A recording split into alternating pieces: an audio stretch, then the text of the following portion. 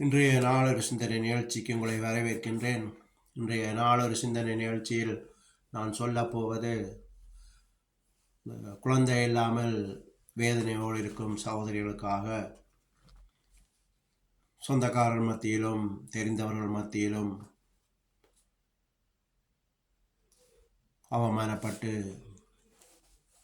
வேதனைப்பட்டு குழந்தை இல்லை என்ற துக்கத்தோடு வாழ்கிறவர்களுக்காக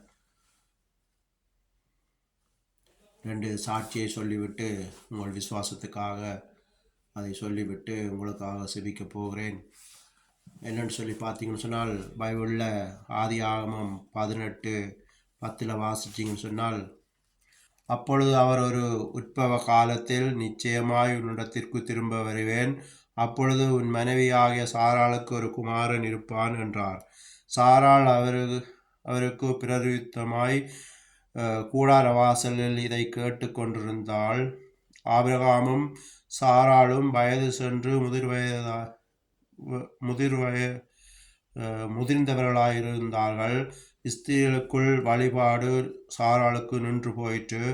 ஆகையால் சாராள் தன் உள்ளத்திலே நகைத்து, நான் கிழவியும் என் ஆண்டவன் முதிர் வயதுள்ளவருமான பின்பு எனக்கு இன்பம் உண்டாயிருக்குமோ என்றாள்.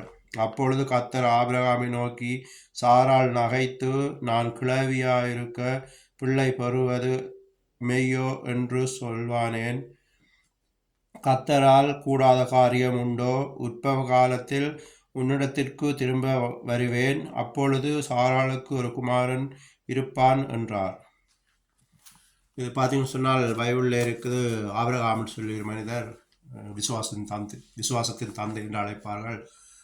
அவருக்கு 100 வயது இந்த குழந்தை பிறக்கும்போது கடவுள் சொன்ன குழந்தை 100 வயதில் பிறந்தார். ஈசாக் என்று பெயரிட்டார்கள். 100 வயதில் குழந்தை கிடைத்தது.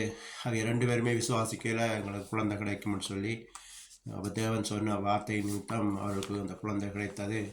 அப்போ நாங்கள் இதை விசுவாசிக்க வேண்டும், தேவனால் கூடாத காரியம் ஒன்றும் இல்லைன்னு சொல்லி. இன்னொரு சாட்சி பார்த்தீங்கன்னு சொன்னால், எனக்கு தெரிந்த ஒரு ஆண்டி இருக்கிறா, நல்ல பழக்கம். அவளோட மகன் ஒரு வெள்ளைக்காரியை கட்டி இருந்தவங்க, லவ் பண்ணி கட்டினவங்க.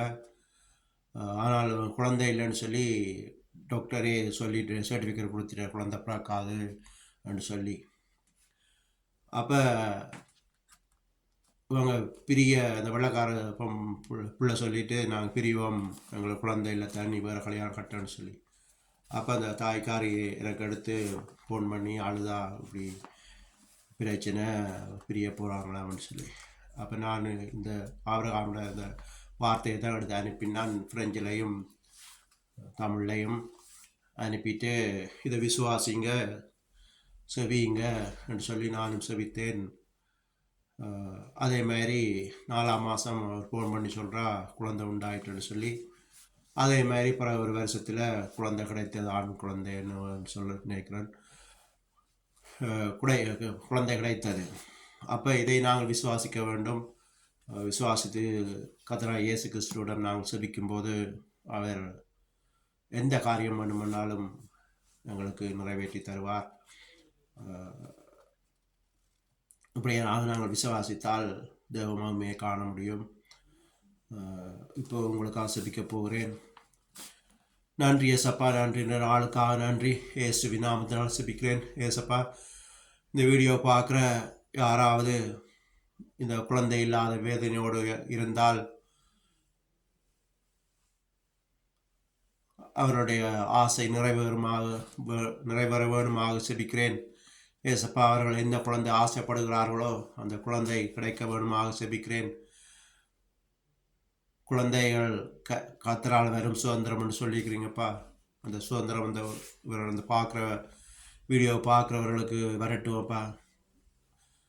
இவர்கள் குறைய குற்றங்களை மன்னித்து அந்த தடைகளை நீக்கி, குழந்தை இல்லாமல் இருக்கிற தடைகளை நீக்கி அவர்களுடைய வருத்தங்களை இயேசுவின் நாமத்தினாலே கடினப்படுத்தி செபிக்கிறேன்.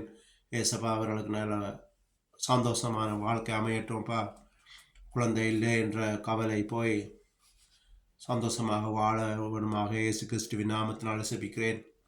இந்த வீடியோ பார்க்குற நீங்கள் விசுவாசத்தோடு இயேசு கிறிஸ்துவிடம் கேளுங்கள். ஏசப்பா எங்களுக்கு உதவி செய்யுங்கள், எங்கள் கவலைகளை தீர்த்து வையுங்கன்னு சொல்லி கேளுங்கள். சுமை சுமந்து சோர்ந்திருப்போரே எல்லாரும் என்னிடம் வாருங்கள், உங்களை நான் இளைப்பாற்றுவேன் சொன்னார். உலகம் தர முடியாத சமாதானத்தை தருவேன் சொன்னார். அந்த சமாதானம் இயேசு கிறிஸ்துவிடம் இருக்குது. நீங்கள் அவரிடம் செபிக்கும் போது நிச்சயமாக அவர் உங்களுக்கு விடுதலை தருவார்.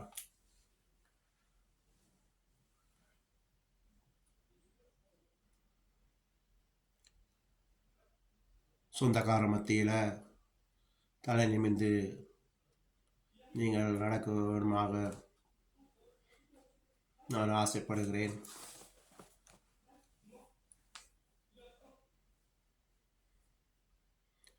இதுவே இன்றைய நாள் ஒரு சிந்தனை நிகழ்ச்சி. நன்றி, வணக்கம்.